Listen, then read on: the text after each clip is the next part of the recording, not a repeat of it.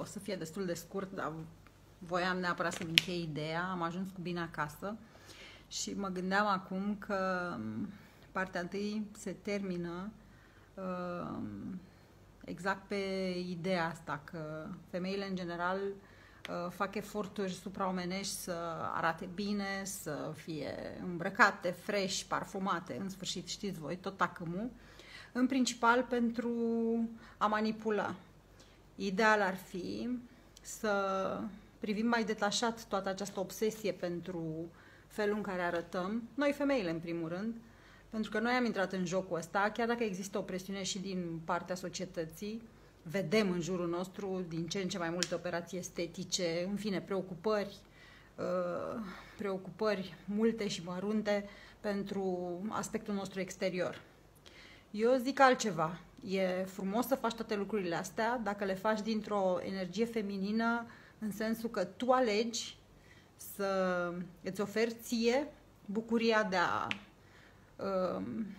te machia, de a-ți face unghiile, de a purta o rochie nouă, de a face o chestie creativă până la urmă, pentru că felul în care se îmbracă o femeie sau combinațiile pe care le face, stilul pe care până la urmă și îl adoptă în timp, e un act de creație. Dacă faci asta pentru tine și pentru bucuria ta și pentru stima ta de sine, că până la urmă despre asta e vorba, nu? Ai grijă de tine pentru că de fapt îți dovedești ție că îți pasă de tine și faci chestia asta cu bucurie, atunci e absolut ok. Ce nu este în regulă e...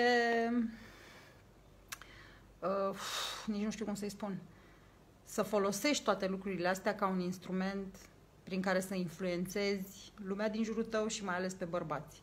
Deci, practic, atâta timp cât o femeie are grijă de ea și își cultivă o anumită atitudine interioară și exterioară prin care să-și afirme autenticitatea, cu sinceritate, cu căldură, cu bucurie, da?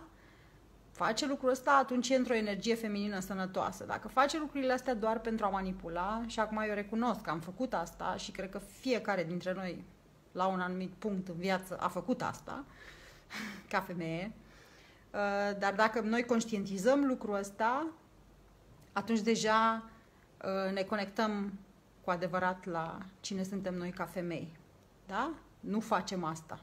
Până la urmă, orice interacțiune cu un bărbat ar trebui să pornească de la bucuria de a face un schimb, de la bucuria de a împărtăși, de la curiozitate.